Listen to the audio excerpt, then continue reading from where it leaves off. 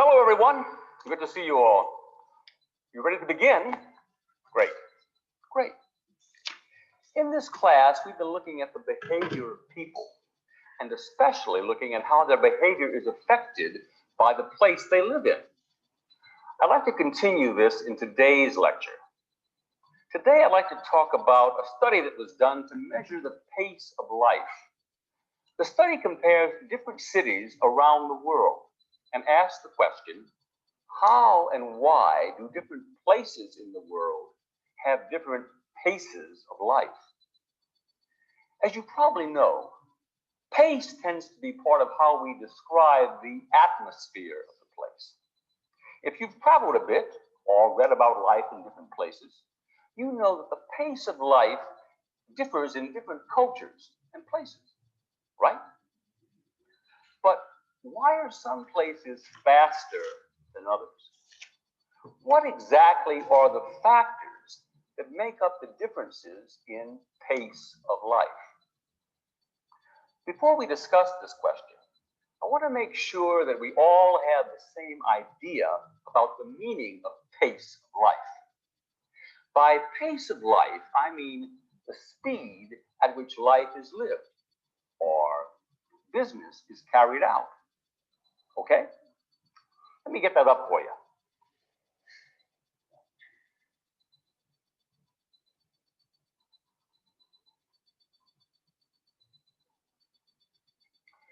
So what specific characteristics of places and cultures make them slow or fast? One social psychologist, a fellow named Robert Levine, a professor at California State University in Fresno, California, created a study that allowed researchers to analyze some data, some numbers, that could accurately define the pace of life of a place. He wanted to know the answer to this question. What makes a place have a slow or fast pace? Here's how he and his researchers went about it. They analyzed and compared 31 different cities around the world. They looked at 3 different factors. Let me put them up here so you can follow. Right? What is the average walking speed of the place?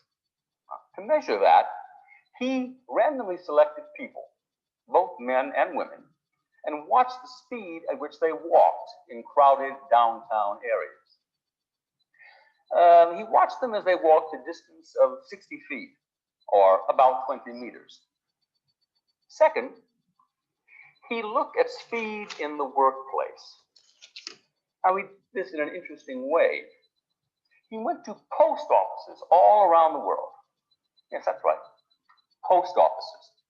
And he measured how long it took a postal clerk to sell someone a stamp. They measured the time that passed between when a clerk received the money and the customer received the stamp. They looked at how much time that took. Okay? Are you with me so far? Yeah? Okay. The third was how interested a place was in keeping accurate time on clocks. So, the researchers went to 15 randomly chosen banks and looked at their clocks. Then they compared the time on these clocks to the time reported by the phone company. You know what I mean. When you call the phone company to learn the time of day from a recorded voice, that time is considered to be very accurate. So the researchers looked at these factors during the workday in 31 different cities around the world to get a specific idea of pace. By looking at these factors, the researchers came up with a rating of overall pace of life, the overall sense of time urgency. Let's look at a few highlights from this survey. The survey, by the way, was conducted in the late 1990s, so there may be some changes from what we would find in the same countries today. Okay, in the fastest category, Switzerland is in first place with high rankings in all 3 areas. Their clock accuracy ranked first. Then comes Ireland and Germany, and Japan came in fourth. Really, these top four countries were all very similar. Let's look now at places where life is slow. The slowest countries were all non-industrialized countries, meaning there is not much industry, not many factories producing products. You can see here that they are from the Middle East, Syria, Asia, Indonesia, and Latin America, El Salvador, Brazil, and finally Mexico. So what are the common factors in the countries at the top and those at the bottom of the list? For these experiments and other studies, the researchers found 5 main factors that affect the pace of life in cultures around the world. Let's look at those. People tend to move faster in places with vital economies, lots of money, changing hands. A high degree of industrialization, lots of companies. Larger populations, many people. Cooler climates, not the hot ones. And cultures that value individualism versus valuing the group. Interesting, don't you think? Unfortunately, we can't get into this discussion now. We'll talk about this in the next class.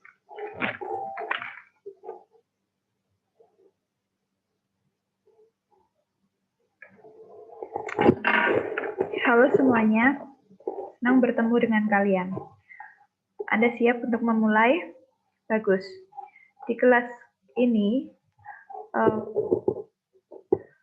kita akan melihat tingkah laku orang, khususnya bagaimana tingkah laku mereka dipengaruhi oleh tempat tinggalnya. Hari ini saya akan berbicara tentang studi yang mengukur tentang laju kehidupan. Studi ini membandingkan laju kehidupan di kota yang berbeda di seluruh dunia. Dan pertanyaannya adalah bagaimana dan mengapa tempat yang berbeda memiliki perbedaan laju kehidupan pula. Seperti yang kalian tahu, kecepatan cenderung menjadi bagian dari bagaimana kita menggambarkan atmosfer suatu tempat. Jika kalian berjalan-jalan sebentar atau membaca tentang bagaimana tinggal di suatu tempat berbeda, kamu tahu bahwa kecepatan hidup berbeda di budaya dan tempat yang berbeda, bukan? Tetapi mengapa beberapa tempat lebih cepat daripada yang lain? Apa yang sebenarnya menjadi faktor dari adanya perbedaan laju kehidupan tersebut? Sebelum kita membahas pertanyaan ini, saya ingin memastikan bahwa kita memiliki pemahaman yang sama tentang laju kehidupan.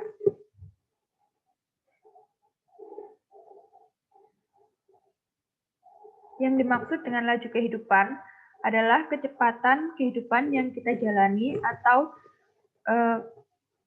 keperluan yang atau kepentingan yang dibawa. Oke. Jadi apa sebenarnya karakteristik tempat dan budaya yang membuatnya lambat atau cepat? Seorang psikolog sosial bernama Robert Levin, seorang profesor di Universitas California di Fresno, California, membuat penelitian yang memungkinkan para peneliti untuk menganalisis beberapa data, beberapa angka yang secara akurat dapat menentukan laju kehidupan suatu tempat. Dia ingin tahu jawaban dari pertanyaan ini. Apa yang membuat suatu tempat memiliki laju kehidupan yang lambat atau cepat? Berikut cara dia dan peneliti melakukan analisis dan membandingkan 31 kota berbeda di seluruh dunia. Mereka melihat 3 faktor berbeda. Saya taruh di sini supaya kalian dapat melihatnya. Yang pertama adalah berapa kecepatan rata-rata orang untuk berjalan. Dia mengukur secara acak, memilih orang-orang baik pria maupun wanita, dan mengamati kecepatan mereka berjalan di pusat kota yang padat. Dia mengamati mereka saat berjalan dalam jarak 60 kaki atau sekitar 20 meter. Kedua, dia melihat kecepatan di tempat kerja. Dia melakukan ini dengan cara yang menarik. Dia pergi ke kantor pos di seluruh dunia, dan dia mengukur berapa lama waktu yang dibutuhkan oleh seorang petugas pos untuk menjual perangko pada seseorang. Mereka mengukur waktu yang berlalu antara saat petugas menerima uang dan pelanggan menerima stempel. Mereka melihat berapa banyak waktu yang dibutuhkan. Oke? Apakah kalian mengerti sejauh ini? Sekarang hal ketiga yang dia lihat adalah betapa tertariknya suatu tempat dalam menjaga waktu akurat pada jam. Jadi, peneliti pergi ke 15 bank yang dipilih secara acak dan melihat jam mereka, kemudian mereka membandingkan waktu pada jam-jam ini dengan waktu yang dilaporkan melalui perusahaan telepon.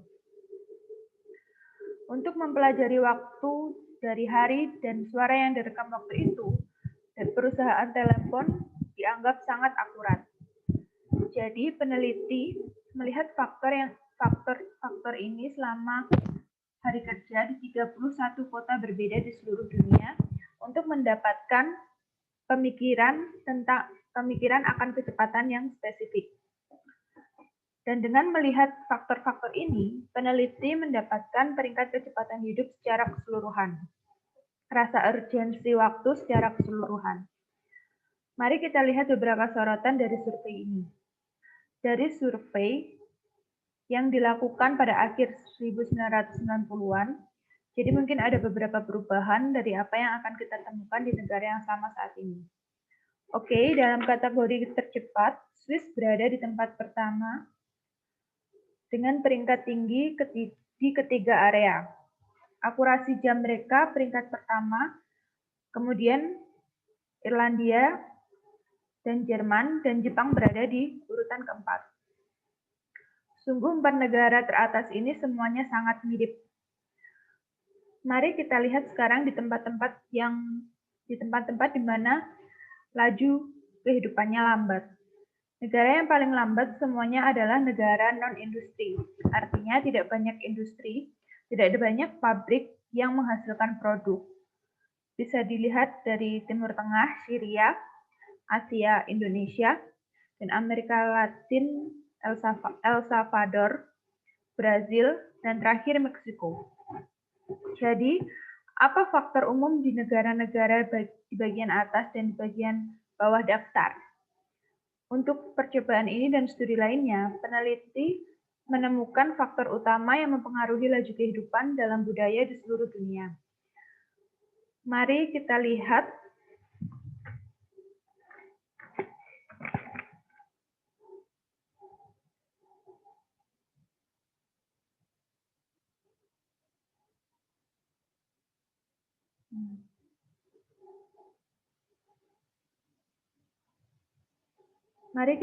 orang-orang yang cenderung bergerak lebih cepat di tempat dengan ekonomi yang vital, banyak uang. Yang kedua, tingkat industrialisasi yang tinggi, artinya banyak perusahaan, populasi yang lebih besar sehingga banyak orang, iklim yang lebih dingin, bukan yang panas, dan budaya yang menghargai individualisme dibanding dengan yang lebih mementingkan kelompok. Tidakkah Anda pikir ini menarik? Sayangnya, kita tidak dapat mendiskusikan hal ini secara detail, dan kita akan berbicara detail tentang ini di kelas berikutnya.